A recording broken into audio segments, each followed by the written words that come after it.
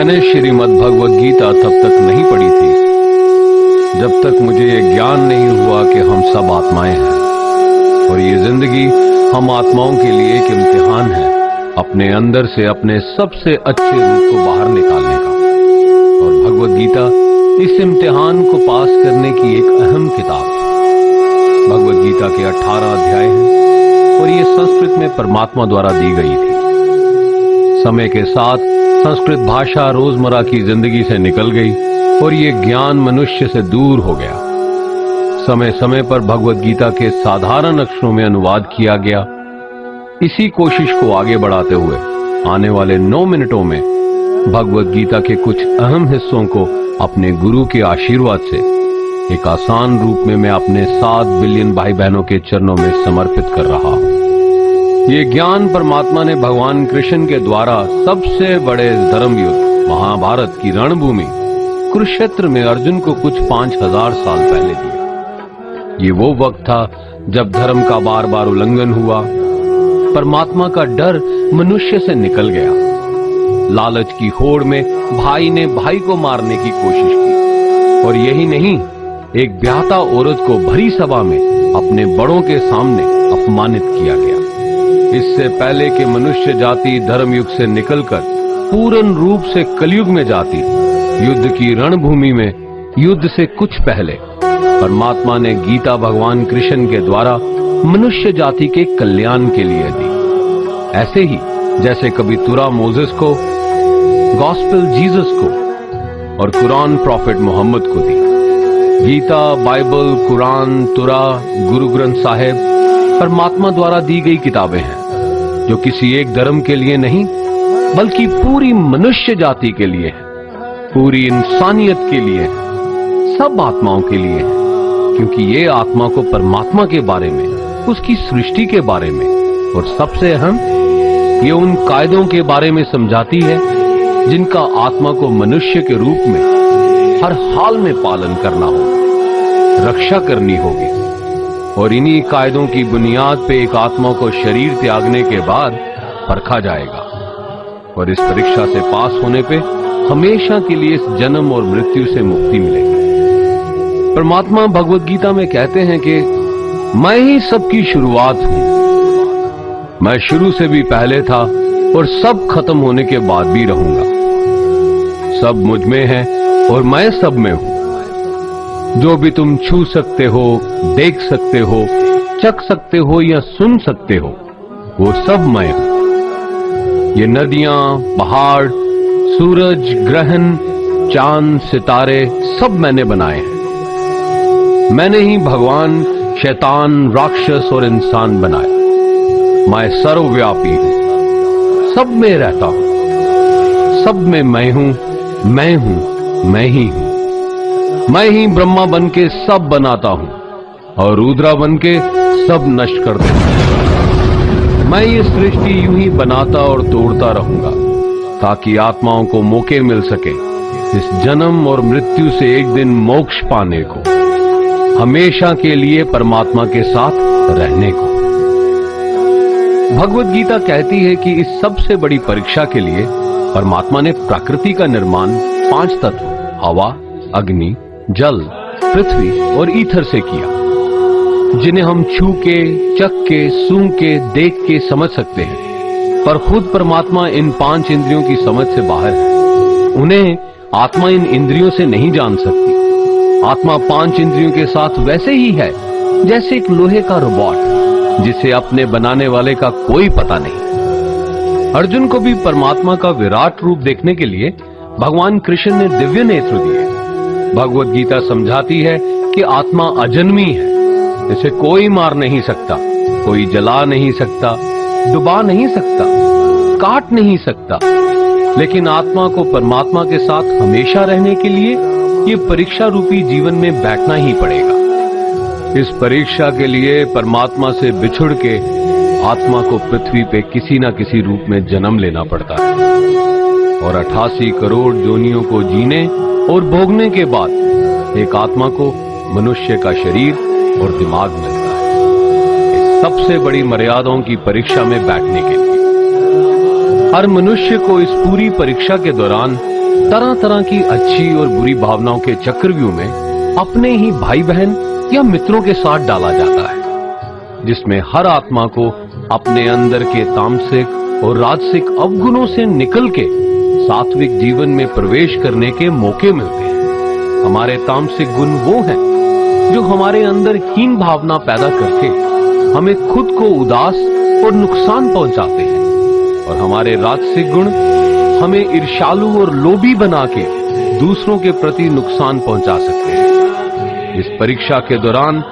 हर आत्मा को तामसिक और राजसिक गुणों को खत्म करके अपने सात्विक गुणों से परिचित होना पड़ेगा। सात्विक गुण वो हैं जो आत्मा को अपने आसपास की हर चीज से जोड़े और उन्हें प्यार करना सिखाते हैं। परीक्षा के दौरान हर आत्मा को जीवन के चारों स्तंभ धर्म, अर्थ, काम और मोक्ष का ज्ञान पाके ही मुक्ति मिलती है। यही वो द्वार है जिन्हें समझ के ही आत्मा परमात्मा को समझ सकती है। पहला द्वार धर्म का है और शेर इसका प्रतीक है। धर्म वही है जो गीता में लिखा हुआ है, वेदों में लिखा हुआ है, गुरु ग्रंथ साहिब, बाइबल या कुरान में लिखा है। धर्म वही है जो धारण किया हुआ है, जिसे आपका दिल मानता है, जैसे झूठ नहीं बोलना, चोरी नहीं करना, भगवान का निरादर नहीं करना, दूसरों को नुकसान नहीं देना, यही सब धर्म है।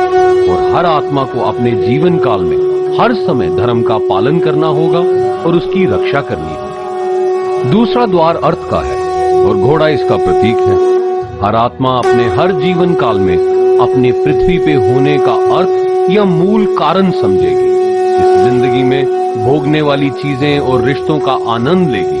अच्छा बेटा या अच्छी बेटी, अच्छा भाई या अच्छी बहन, अच्छा पति या अच्छी पत्नी बनके हर दुनियावी रिश्ते पर खरी उतरेगी और इस परीक्षा को पास करेगी। तीसरा द्वार काम का है।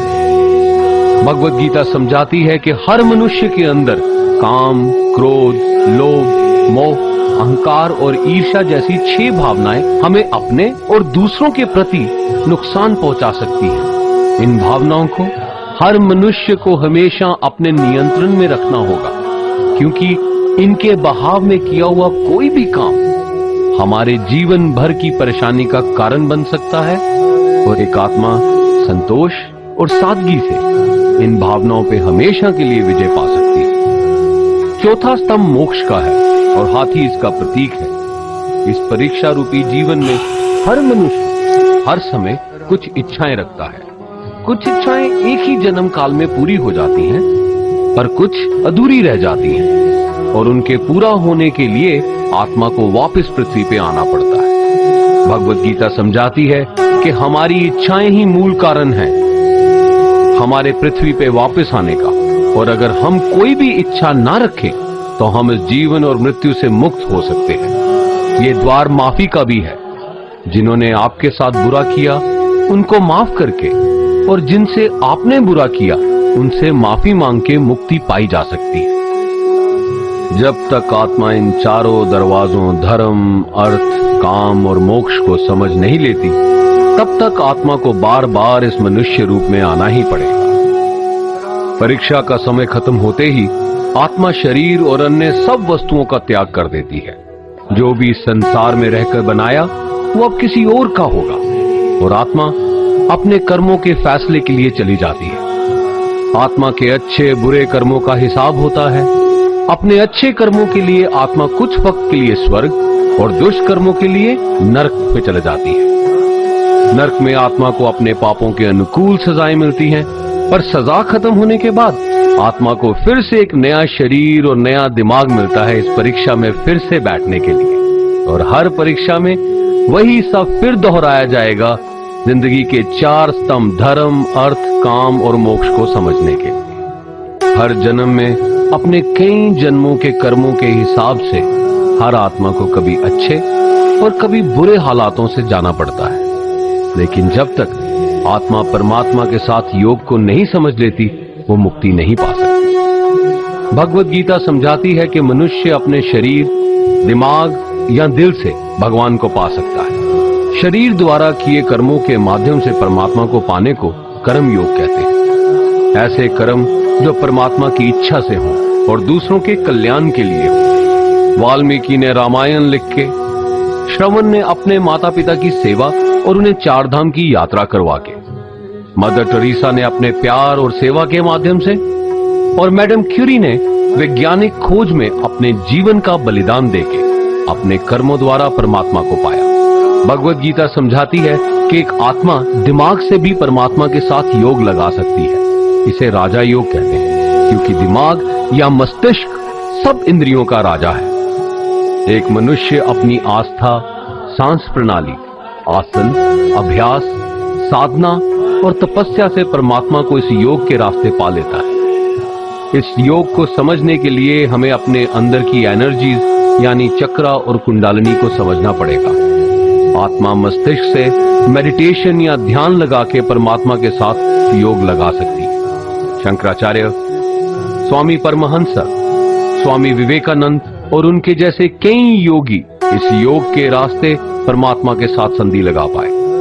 परमात्मा भगवत गीता में कहते हैं कि अगर किसी आत्मा को धर्म ना भी समझ आए, योग ना भी समझ आए, पर अगर वो मेरी शरण में आ जाए तो मैं उसके सारे पाप माफ कर देता हूं। परमात्मा को ऐसी दिल की गहराइयों से पुकार के पाने को भक्ति योग कहते हैं। चैतन्य महाप्रभु, मीराबाई और भगवान हनुमान इस योग के सबसे बड़े उदाहरण हैं। लेकिन कभी आत्मा अपने होने का मूल कारण भूल के धर्म का उल्लंघन करे या पाप के रास्ते पे निकल जाए तो उसे ठीक करने के लिए परमात्मा खुद किसी रूप में पृथ्वी पे जन्म लेते हैं। आइए श्री भगवत गीता, गुरु ग्रंथ साहिब, तुरा, बाइबल, कुरान या ऐसी किसी भी दीनी किताब को पूरा पढ़ के इस जिंदगी के असली मायने समझें और परमात्मा के साथ योग लगाएं।